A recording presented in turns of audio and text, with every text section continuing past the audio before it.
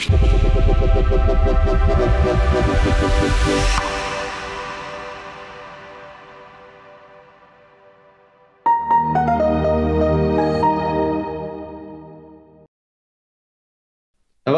welcome to the world of operations. My name is Jan Burian.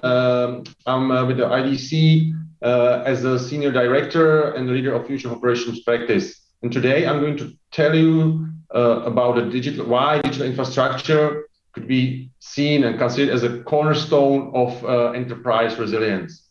But before we start, let's say set up the scene a little bit, right? So we all are coming through the complicated times as a people, as a society, and even as a, let's say, business environment, as a companies, right? And pandemic, I mean, everybody's already tired talking about the pandemic, but the truth is that it really hit the society and the business pretty hard. And now we're also living in an aftermath of that, right? So, and that's resulted, especially, I mean, there's, let's say, number of situations coming from that, but that's really what we see. It's that uncertainty in the business environment and the change of the customer, right? Of customer behavior. And that's resulted in the need of bringing in new ways of work, right? In a remote, touchless, contactless environment. And we also see that there's a focus on the customer, which should be more than ever, right? Like during these days. By the way, let me share the results of the survey we did in IDC recently. This is from the spring, but the data is pretty much relevant. I mean, the trends are pretty much still valid even during these days. And you can see that almost like 2/3 of our respondents to our survey are still at the cost optimization phase, right? While let's say the other third, these companies, they said that see themselves being in a, let's say, return to growth. They do the investments already, right? And so the trend, I would say the trend is every month is more and more positive. On the other hand, it's been slowed down by some other reasons, like a lack of people. Like we can see it in Europe, we can see it in the US, right? The prices of commodities are getting higher. The supply chains have been disrupted. Right. So, and it all matters to the world of operations. Right. And let me tell you one thing, which is very important, very interesting, that I mean, until the pandemic, a lot of companies were driven by, let's say the risk analysis, right? The companies were trying to identify the risks, and then they did the measures, or trying to set up the measures to mitigate or lower the risks, right? But the truth was that, I mean, no one is really able to to identify all the risks that might happen, right? It's just impossible. And that's why the organizations, they shifted a little bit to the strategy of being resilient, right? Of being, and the resiliency, right? And by the way, why do we talk here about the operations? Just let me maybe remind this as well.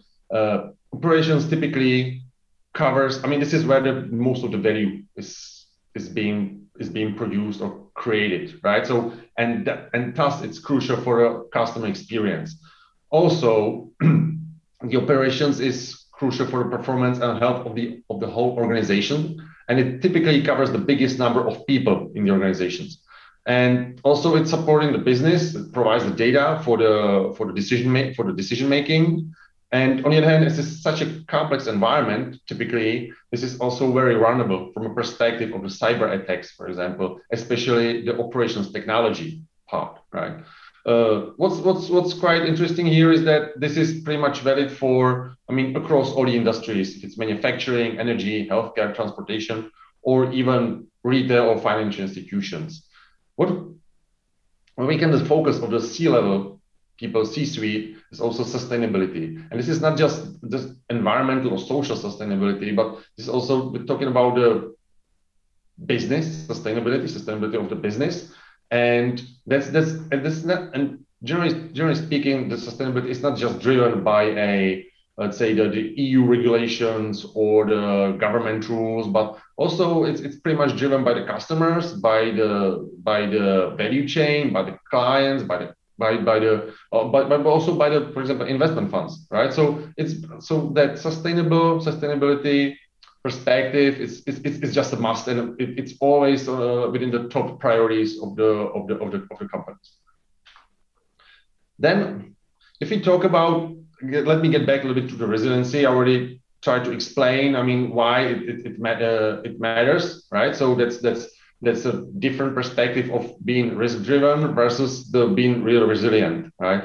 And we can see in IDC the resiliency as a, let's say, the sort of setup where the company is able to, let's say, sort of absorb almost any shock that comes to it, right? And not just to absorb it, right, but also to restore business operations in timely fashion. And that makes us to go to the digital resiliency. And this is about the resilience decision making, about using the digital technology to empower the decision making, and also this is not just like to survive any disruption, but it's also about ability to, let's say, leverage it and create the business opportunity out of it, right? And this is where the technology plays a significant role. By the way, we asked our let's say customers, or we did a survey recently asking companies, to what extent they are, resilient, or what their plans were, right? And you can see here that almost like a half of the respondents, they are still working on the, let's say, they continue in the business as usual, right? So, and they try to really identify the risks, and they are not very familiar with this resiliency concept. 25% of the respondents, they stressed they already have plans in place, and just around like a 1/5, 19% said that they were prepared for the future business disruptions, right? And mostly that's because they adopted a digital technology, right? So this all resulted into the strategic priorities, right? Let me just name a couple of them very briefly, right? We see there's a customer satisfaction area, right? So it's about, let's say, rethinking the whole, let's say, the business from the end customer perspective, coming with the new business models, with the new services, and improving the customer experience. Then there's a big green business. This is not just about regulations and compliance, but it's also about the ability to, let's say, get also like a benefit from a business point of view, right? From bigger business. And this is especially, that's not just about the cost, saving the cost, but also about the customer perceptions, and about, let's say, being more visible at the market, and through that to be also able to get, for example, like new orders, new business. When we talk about the innovation in IDC world, that's a lot about, or this is addressing quite a lot the building the application, the business applications, and scaling the innovation and bringing it to the market as soon as possible. We will also amplify the digital thread as one of the core technology for the innovation process. When we talk about the operational efficiency, that's all about being resilient, agile, efficient, right? By the way, let me share the prediction here that by 2024, 60% of industry organizations will integrate data from the edge OT systems with the cloud-based reporting analytics, moving from a single asset views to a side-wide operational awareness. So breaking the silos, let's say, right? Another priority, that's employee productivity. This is a lot about let's say, getting the right people for the right position with the right skill set, right? And that's because we see the gap is really getting bigger between what companies need, and what they're looking for, and the capabilities of the people. So reskilling, upskilling is definitely also one of the C-suite key priorities, right? And it all resulted into the intelligent enterprise. So it's enterprise which is based on a data, on resilient decision making, single source of truth. I mean, this is something we've been amplifying in IDC or talking about in IDC for years, right? And maybe let me tell you here that also one of the predictions would say that by 2023, 20% of new industrial assets deployed will leverage a pre-configured digital twins to commission assets faster, right? So that's really, I mean, using the digital twins, using the data, that's what the intelligent enterprise should be about. But to be able to reach this level, we need to think about transforming the core of the IT, right? So we talk here about the business platformization, utilizing the platforms which should be open, which should be modular, interoperable, and this all should, let's say, include also the assets, IT, OT integration, digital twin. I already mentioned that. People for hybrid work models, customers, and processes. Right. What's very important to see here that let's say that there's a need for this frictionless IT, right? Because the diversity of services in a hybrid IT creates frictions, right? So we see it's better to move towards the self-driving IT, leveraging, for example, codeless automation.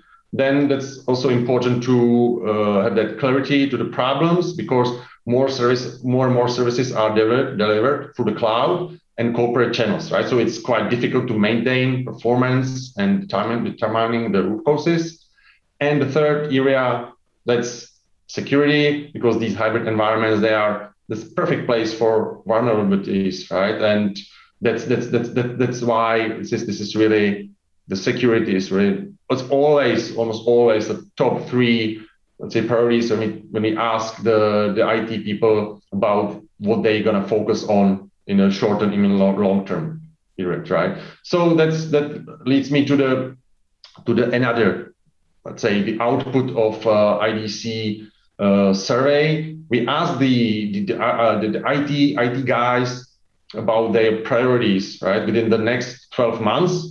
And as you can see, the digital trust always, I mean, again, among number one priorities, right? Then multi-cloud services. Multi-cloud is getting the attention, of course.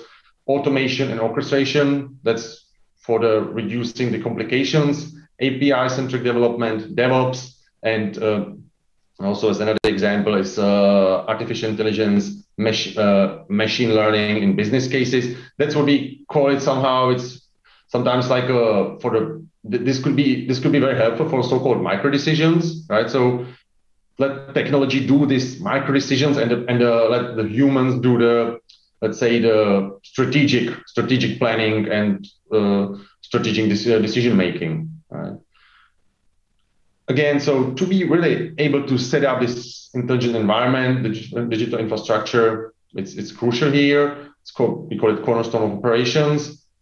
When we ask the IT people, reorganizations, right, what their priorities within the next 2 years would be when it comes to the resilience concept, then we are told, I mean, you can see 60%, 66% would focus on this business operations programs, including the augmentation of people of with the right information at the right time.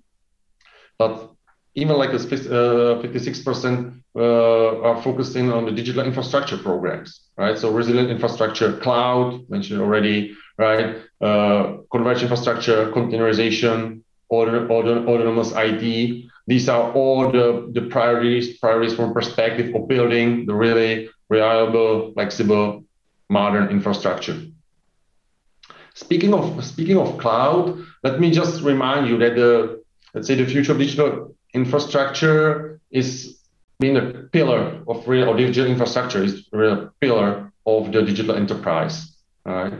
And the technology goes pretty much beyond the operations and becomes the business architecture, right? So this is probably a little bit, let's say, the shift or the change before, as it was, I mean, in the past, right, when operations was pretty much living for itself. Now it's really the enabler, let's say, or supporting the business significantly, and it's also and the operations performance is also pretty much it's impacting the customer experience, right? And so we see that digital infrastructure would be ubiquitous, everywhere, autonomous, and definitely the cloud-centric. So this enables the product, services, digital experience could be effectively scaled.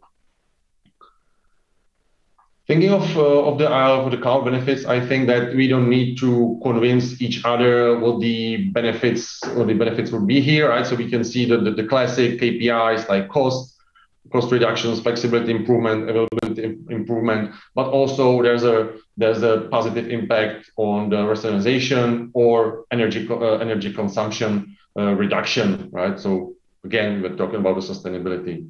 And now we are getting to the last slide, and let me provide you with some takes, with some recommendations to the end, right? So one would be adapt the digital resilience concept, utilize cloud to scale the services fitting your needs, customizing applications, and access the cloud services from anywhere. Modernize, simplify the digital infrastructure, keep it running, use the right digital tools, so especially to cut the complexity in it, empower the decision-making process, adapt the concept of the data flow up and down to really empower the resilient decision-making, automate analytics, and develop accurate predictions to be able to create actionable insights. Then, and finally, think of the security as I would say, in a context of a cyber resiliency. That meaning that you must intelligently adapt your security to respond to evolving that threat landscapes, right? With that, I would like to finish here. Thank you very much for your attention, and enjoy the event.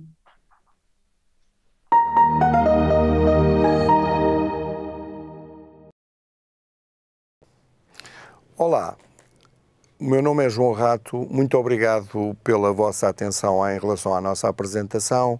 Eu sou responsável da Microfox em Portugal por duas áreas de negócio, duas business units, uma que se designa por Application Modernization e a outra que se designa por CyberRes, que é o Cyber Security na Microfox. Vou então começar por vos falar do Application Modernization. O que é o Application Modernization na perspectiva da Microfox? É possibilitar aos clientes a forma mais eficiente e mais eficaz de aproveitar as suas lógicas de negócio que estão plasmadas nas aplicações que toda a gente designa normalmente por legacy, para possibilitar que hoje possam correr em novas plataformas. O mercado está a evoluir e a modernização é a opção preferida. Segundo os próprios analistas, deve suportar plataformas híbridas, incluindo cloud, e tipicamente utilizando metodologias DevOps e Agile. Normalmente são forçadas a modernização pelo próprio negócio, que cada vez tem um time to market mais exigente. Na nossa perspectiva, estes projetos são projetos tecnológicos que devem ter o mínimo de impacto no negócio e na lógica aplicacional, uma vez que a lógica aplicacional é onde está o valor residente do negócio das organizações. Minimizar, obviamente, os impactos tecnológicos e as disrupções. Minimizar o esforço e mitigar o risco do projeto. É fundamental a sua compatibilidade, sua eficiência, que é o desafio, e para as novas plataformas de destino, como sejam cloud ou Docker, por exemplo. Observamos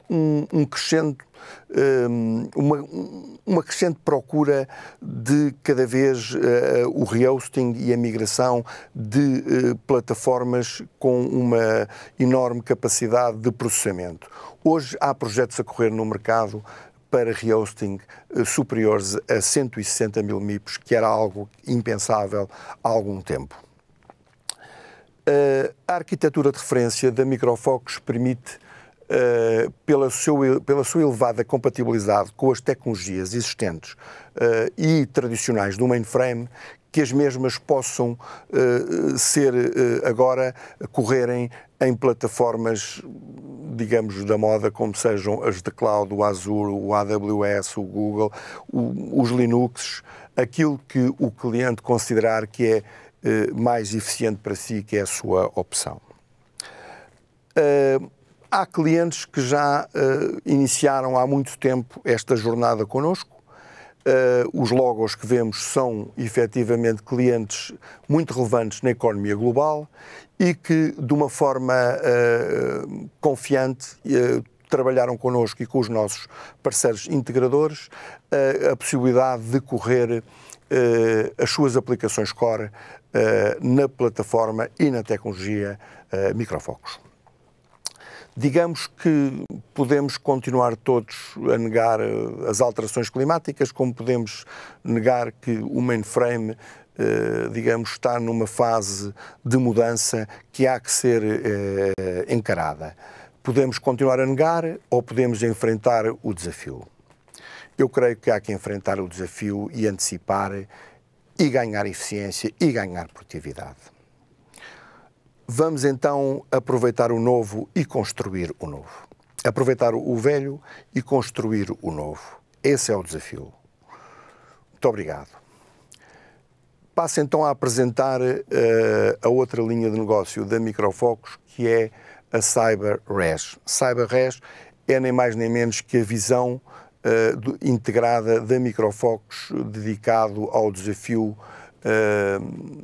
da segurança do IT e da segurança do mundo digital, que hoje é cada vez maior. A visão da Microfocus, no fundo, tem 4 pilares: antecipar, resistir, responder e evoluir. É uma visão integrada e a Microfocus, para isso, criou uma linha de negócio somente dedicada à área de segurança, como referenciei, designada por Cyber Resilient, CyberRes. Temos logos conhecidos, muito conhecidos do mercado e líderes de mercado, como o ArcSight, o Fortify, o Intercept, que é Inteligência Artificial e Machine Learning, NetIQ, que é a Identity and Access Management, e o Voltage, dedicado à proteção de dados. Esses logos conhecidos, obviamente, como referenciei, integram disciplinas, algumas das disciplinas de segurança. Temos uma abordagem progressiva, dependendo da maturidade de cada cliente, uma abordagem de gestão da identidade e do acesso. Hoje vivemos um mundo complexo, de constantes desafios e ataques. Há que monitorar, há que antecipar, há que saber responder, há que ter a consciência que vamos ser atacados um dia mais tarde ou mais cedo e temos que ter a capacidade de monitorar a inteligência inerente e a resposta preparada. O mundo da cibersegurança tornou-se complexo porque as aplicações se tornaram complexas, porque há uma heterogeneidade de aplicações e infraestruturas que têm que ser protegidas. Não mais vivemos num mundo fechado e, portanto, nós defendemos um governance e uma abordagem integrada à segurança. Esta é a visão da Microfocus. Esta é a razão de ser da nova unidade de negócio designada por CyberRes. Obrigado. Vou passar ao meu colega Rodrigo, que passará a apresentar as outras business units da Microfocus. Muito obrigado.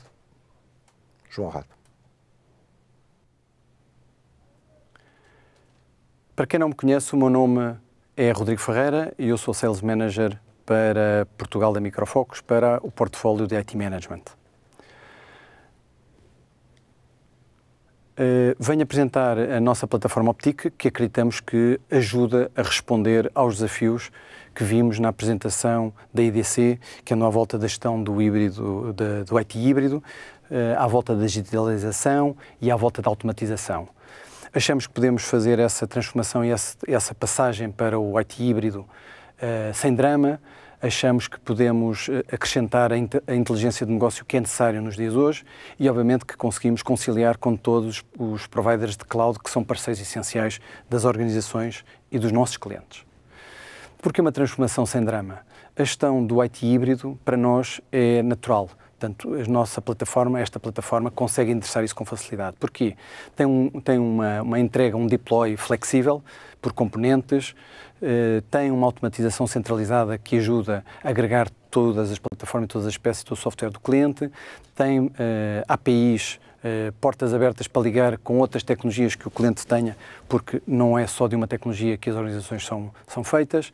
Tem a possibilidade de ter uma base de dados única de toda a infraestrutura e de todo o software que existe na organização, esteja na nuvem, esteja dentro de casa, e obviamente cada vez mais codeless. Pretende-se que seja fácil de endereçar por técnicos sem uma especialização tão profunda como no passado era necessário. Outro aspecto muito importante, obviamente, que é a inteligência. A Micro Focus adquiriu e foi evoluindo duas tecnologias, a Idle e Vertica, uma para dados estruturados, outra para dados não estruturados. Foi evoluindo essas tecnologias de ponta, foi embebendo na sua plataforma e isso tudo traz hoje uma mais-valia, um valor acrescentado à oferta que é a nossa plataforma Optic. Porquê? Com os seus Smart Agents, com os seus robôs já integrados, com uma análise muito clara e uma analítica que permite saber rapidamente as alterações e os incidentes que temos na nossa infraestrutura e no nosso software, uma correlação entre os eventos para mais facilmente as organizações responderem aos problemas e, obviamente, um data lake comum que traz uma transparência e unívoca de todos os dados que existem dentro da organização. Cloud é importantíssimo neste momento, nesta hybrid IT que existe, tanto a ligação da infraestrutura dentro de casa como os cloud providers do mercado, e esse é nativamente uma forma que hoje adquirimos para esta plataforma. Portanto, ligar às clouds públicas mais comuns, como gerir o que está dentro de casa, é obrigatório e a nossa plataforma permite fazer isso com toda a facilidade. A monitorização do que está na nuvem, como o que está dentro de casa, é importantíssimo e entregamos isso com facilidade. Uma gestão muito clara de gastos e uma política de utilização também muito importante. E estes são aspectos da nossa plataforma que facilmente ajudam as vossas organizações a chegar onde querem e a fazer uma gestão do Hybrid IT fácil. Isto é uma fotografia muito simples da nossa plataforma. Por baixo, a plataforma Optic tem o que nós chamamos um foundation, com uma série de componentes que permitem agregar todos os dados das diversas tecnologias e da nossa tecnologia num único foundation, numa única fonte de dados, numa única base de trabalho. Por cima conseguimos ver as várias componentes da plataforma Optic, que é muito abrangente e que pode ser feito o deploy progressivamente e, obviamente, em cima tem a ligação a toda esta tecnologia, que é a partir do portal habitual ou a partir de dispositivos móveis, com os seus Smart Agents, com indicadores de gestão, com alarmística e, obviamente, com APIs para ligar a outras tecnologias que existem nas vossas organizações e que têm que ser mantidas e que têm que trazer também aqui os dados para manter uma fonte única de dados. Aqui é um slide com algum detalhe do que é a nossa plataforma Optic. É muita informação. Eu não tenho objetivo de hoje ir ao detalhe de todos os pontos. É objetivo meu deixar este slide com algum detalhe. Tenho os meus contactos. Se pretenderem um bocadinho mais de detalhe, eu estou à vossa disposição para depois responder às vossas questões isoladamente. Mas fica aqui esta informação que acho que é muito importante para terem uma noção mais clara das componentes da nossa plataforma Optic. E, obviamente, que endereçando a complexidade, as organizações têm a ganhar. Têm a ganhar porquê? Porque conseguimos endereçar o desenvolvimento aplicacional, conseguimos entregar os recursos que são necessários para esse desenvolvimento aplicacional, os recursos são mais on-demand, de acordo com as necessidades, e essa entrega é muito mais fácil e muito mais rápida. Outro aspecto muito importante, obviamente, é todo o insight do negócio. O negócio começa a ter visões únicas dos seus problemas, visões únicas dos seus dados, visões únicas do software e da infraestrutura que tem, esteja ela dentro de casa, esteja ela na cloud, esteja ela em várias clouds, A informação de gestão é muito importante para facilmente endereçar e facilmente controlar os ativos de uma organização. E, por fim, obviamente, é muito importante a segurança e o governance da mesma. Portanto, a segurança é um caminho, como já viram na apresentação do meu colega antes, é um ponto muito importante, é um caminho que se está sempre a fazer, é um aspecto muito importante da nossa tecnologia, é um aspecto que nós levamos muito a sério e respondemos claramente à componente da segurança, evoluindo-a sempre ao longo do tempo, de acordo com os desafios que a segurança nos vai colocando. E, obviamente, por fim, toda o governance, toda a gestão da complexidade das infraestruturas, do hybrid IT, como falámos, que vai desde a infraestrutura dentro de casa, à nuvem, à rede e a todas as componentes que estão. Portanto, uma boa gestão e uma boa segurança dessas componentes e uma boa visão dessa informação ajudarão as organizações a responder melhor a estes desafios que hoje se colocam às empresas. Por fim, resta-me agradecer a vossa presença e qualquer necessidade, por favor, disponham e entrem em contato comigo. Estou cá para vos ajudar. Obrigado.